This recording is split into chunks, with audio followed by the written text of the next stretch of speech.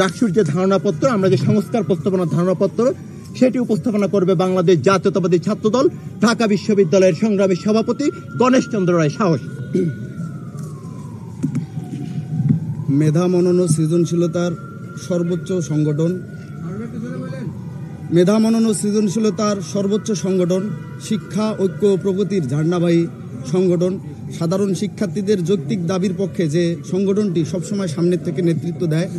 বাংলাদেশের যখনই স্বাধীনতা, সার্বভৌমত্ব তথা গণতন্ত্র হুমকির সম্মুখীন হয়েছে, যে সংগঠনটি সামনের থেকে নেতৃত্ব দেয় সেই সংগঠনটি বাংলাদেশ জাতীয়তাবাদী ছাত্রদলের আয়োজনে আজকের এই সংবাদ সম্মেলনে উপস্থিত সকল ইলেকট্রিক এবং প্রিন্ট মিডিয়ার উপস্থিত সাংবাদিক ভাই ও বোনদের আমি আমার ব্যক্তিগত পক্ষ থেকে এবং আমার সংগঠন বাংলাদেশ জাতীয়তাবাদী ছাত্রদলের পক্ষ থেকে জানাই রক্তিম শুভেচ্ছা, বিপ্লবী অভিনন্দন।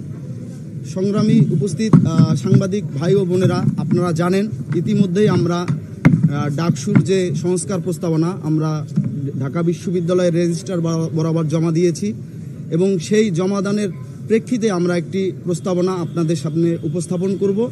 আপনাদের মাধ্যমেই এদেশের সর্বোচ্চ বিদ্যাপীঠ ঢাকা বিশ্ববিদ্যালয় ক্যাম্পাস সহ সারা বাংলাদেশে ডাকসুকে কেন্দ্র করে যে আগ্রহ, আকাঙ্ক্ষা, আশা, ভরসার প্রতিফলন ঘটে তা আপনাদের মধ্যেই মাধ্যমেই আমাদের যে প্রস্তাবনা, সংস্কার প্রস্তাবনা ছড়িয়ে পড়বে। আমরা চাই বাংলাদেশ জাতীয়তাবাদী ছাত্রদলের সবসময় প্রাণের দাবি ডাকসু, ঢাকা বিশ্ববিদ্যালয় কেন্দ্রীয় ছাত্র সংসদ ডাকসু, সেই ডাকসু প্রকৃত অর্থেই একটি নিয়মমাফিক উপায়ে নির্বাচন হলে সবসময় সাধারণ শিক্ষার্থীদের যৌক্তিক দাবি, সাধারণ শিক্ষার্থীদের শিক্ষাকেন্দ্রিক অধিকার আদায়ে সোচ্চার থাকবে। এই ভিত্তিতে আমরা একটি সংস্কার প্রস্তাবনা আজকে আনয়ন করেছি। যে সংস্কার প্রস্তাবনাটাই বাস্তবায়িত হলে আমরা বাংলাদেশ জাতীয়তাবাদী ছাত্রদল মনে করি প্রকৃত অর্থেই ডাকসু নির্বাচন হবে। আমরা এই সংস্কার প্রস্তাবনাটি করতে গিয়ে অনেক গবেষণালগ্ন বিষয় এখানে সংযোজন করেছি এবং এই প্রস্তাবনাটি যদি বাস্তবায়িত হয় আমরা বিশ্বাস করি ডাকসু নিয়ে বিভিন্ন সময়ে যে সাধারণ শিক্ষার্থীদের মধ্যে, সাধারণ মানুষের মধ্যে জন আকাঙ্ক্ষার যে ব্যত্যয় ঘটে তা আর ভবিষ্যতে ঘটবে না। ডাকসু আমরা বাংলাদেশ জাতীয়তাবাদী ছাত্রদল সবসময় ডাকসু নির্বাচন সময় মতো হোক সেটা যেমন চেয়ে আসছি, তেমনি বিদ্যমান পরিস্থিতিতে 5 আগস্ট পরবর্তীত পরিস্থিতিতে আমরা যখন দেখছি যে সকল ক্রিয়াশীল ছাত্র সংগঠন সহ সাধারণ শিক্ষার্থীরা ডাকসুকে কেন্দ্র করে ঐক্যমত্যে পৌঁছেছে, সেহেতু আমরা মনে করি যেহেতু বাংলাদেশের 5 আগস্ট পরবর্তী সময়ে রাষ্ট্রের সকল প্রতিষ্ঠান সংস্কার হচ্ছে, ঢাকা বিশ্ববিদ্যালয় রাষ্ট্রের কোনো বিচ্ছিন্ন দ্বীপ নয়।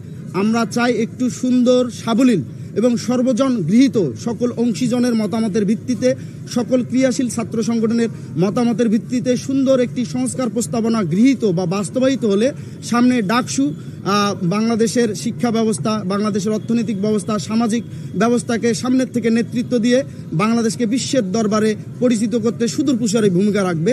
আমরা বিশ্বাস করি আপনাদের মাধ্যমে আমাদের এই সংস্কার প্রস্তাবনাটি সাধারণ শিক্ষার্থীদের সহ সারা বাংলাদেশে পৌঁছে যাবে।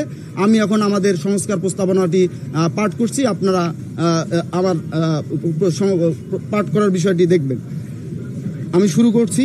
ঢাকা বিশ্ববিদ্যালয় কেন্দ্রীয় ছাত্র সংসদ ডাকসু এবং হল সংসদের গঠনতন্ত্র সংশোধন প্রস্তাবনা, বাংলাদেশ জাতীয়তাবাদী ছাত্রদল ঢাকা বিশ্ববিদ্যালয়।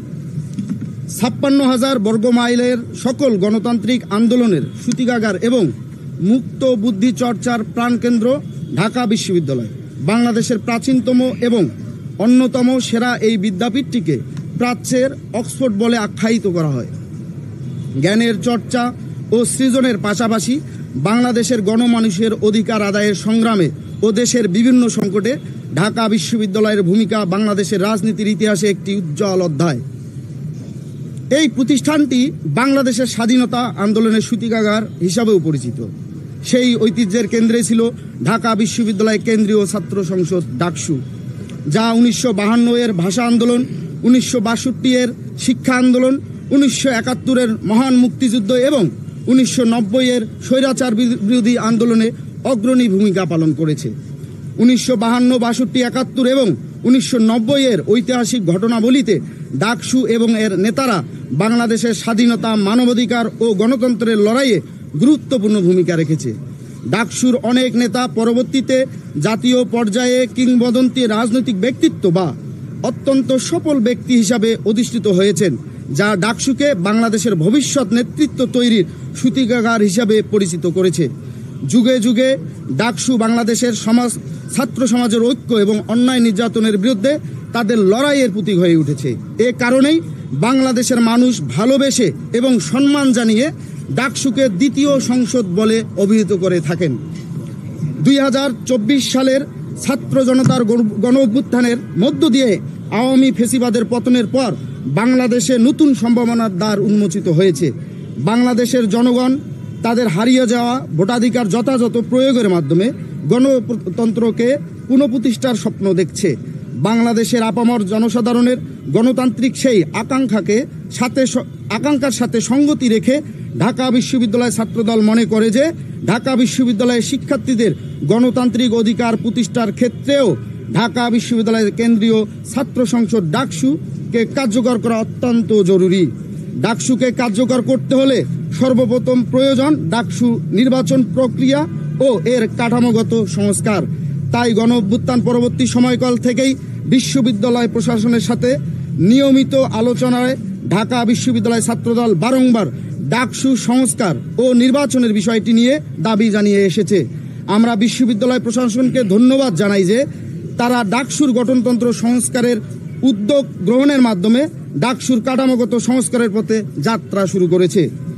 1925 সালে প্রণীত এবং পরবর্তীতে 1953 এবং 2019 সালে সংশোধিত ডাকসু ও হল সংসদের গঠনতন্ত্র বিশ্লেষণ করলে এর বিভিন্ন ধারায় অস্পষ্টতা, অসামঞ্জস্যতা এবং স্বেচ্ছাচারিতা স্পষ্ট লক্ষ্য করা যায়, যা ঢাকা বিশ্ববিদ্যালয় ছাত্রদের মৌলিক প্রয়োজন, দাবি এবং গণতান্ত্রিক আকাঙ্ক্ষা পূরণের চরম অন্তরায়। বর্তমান গঠনতন্ত্রে নির্বাচন, তহবিল ব্যবস্থাপনা এবং সিদ্ধান্ত গ্রহণের ক্ষেত্রে জবাবদিহিতা নিশ্চিত করার সুনির্দিষ্ট কোনো ধারা নেই। ডাকসুর গঠনতন্ত্রের অনেক ধারা ঢাকা বিশ্ববিদ্যালয় উপাচার্যকে নির্বাচিত প্রতিনিধি না হয়েও ডাকসুর সভাপতি হিসাবে স্বৈরতান্ত্রিক ক্ষমতা প্রদান করেছে, যা ছাত্র ও শিক্ষকের মধ্যে ক্ষমতার ভারসাম্যহীনতা সৃষ্টি করে এবং ছাত্র সংসদকে অনির্দিষ্টকালের জন্য স্থগিত করার সুযোগ করে দেয়। এছাড়াও নির্বাচনী প্রক্রিয়া সম্পর্কে জবাবদিহিতা নিশ্চিত করার কোনো ধারা বর্তমান গঠনতন্ত্রে নেই। ফলে নির্বাচনে অনিয়ম এবং নিয়মিত নির্বাচন না হওয়া একটি সাধারণ ঘটনা হয়ে দাঁড়িয়েছে।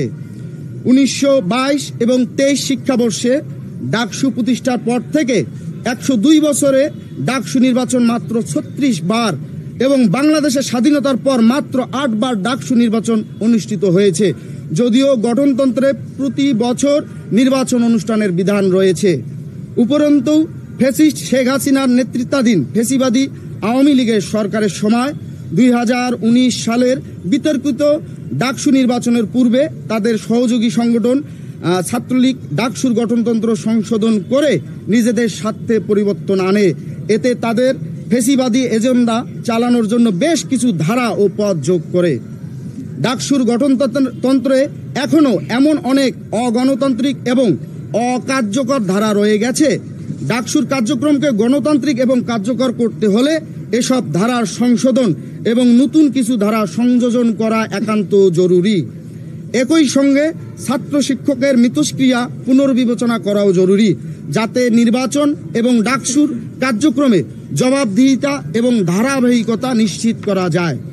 বাংলাদেশ জাতীয়তাবাদী ছাত্রদল গত 17 বছর ধরে ঢাকা বিশ্ববিদ্যালয় এবং বাংলাদেশের জনগণের গণতন্ত্র ও মানবাধিকার পুনরুদ্ধারে নিরবিচ্ছিন্ন লড়াই চালিয়ে আসছে। এই লড়াইয়ে তাদের শত শত নেতাকর্মী নির্মম নির্যাতন, হত্যা, গুম এবং বিচার বহির্ভূত হত্যাকাণ্ডের শিকার হয়েছেন। 2024 সালের গণঅভ্যুত্থানে শতাধিক নেতাকর্মী জীবন দিয়েছেন, আরও হাজারো নেতাকর্মী নির্যাতনের কারণে পঙ্গু ও অন্ধ হয়েছেন। এই অবিস্মরণীয় ও অপরিমেয় ত্যাগের ভিত্তিতেই বাংলাদেশ জাতীয়তাবাদী ছাত্রদল এখন ঢাকা বিশ্ববিদ্যালয়ের সর্ববৃহৎ গণতান্ত্রিক ছাত্র সংগঠন হিসাবে তাদের দাবি দাওয়া উপস্থাপন করতে পারছে। অতীতের ডাকসু নির্বাচনে তাদের বিজয়ের গৌরবময় ইতিহাস রয়েছে। একই কারণে 2024 সালের গণ অভ্যুত্থানের পর এই ত্রুটিপূর্ণ ব্যবস্থার পরিবর্তন এনে একটি গণতান্ত্রিক রাজনৈতিক পরিবেশ নিশ্চিত করার যুক্তিতে ছাত্রদল অন্যতম গুরুত্বপূর্ণ অংশীদার হিসেবে দাঁড়িয়েছে।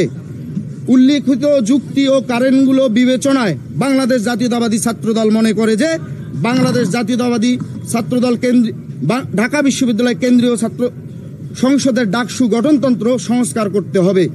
গণতন্ত্র, জবাবদিহিতা এবং স্থায়িত্ব নিশ্চিত করার জন্য এতে গুরুত্বপূর্ণ ধারাসমূহ সংশোধন এবং নতুন ধারা সংযোজনের মাধ্যমে এমনভাবে সংস্কার আনা প্রয়োজন যাতে অতীতের ভুলগুলো আর পুনরাবৃত্তি না হয় এবং ছাত্রদের গণতান্ত্রিক উপায়ে নিয়মিত প্রতিনিধি নির্বাচনের অধিকার নিশ্চিত করা সম্ভব হয়।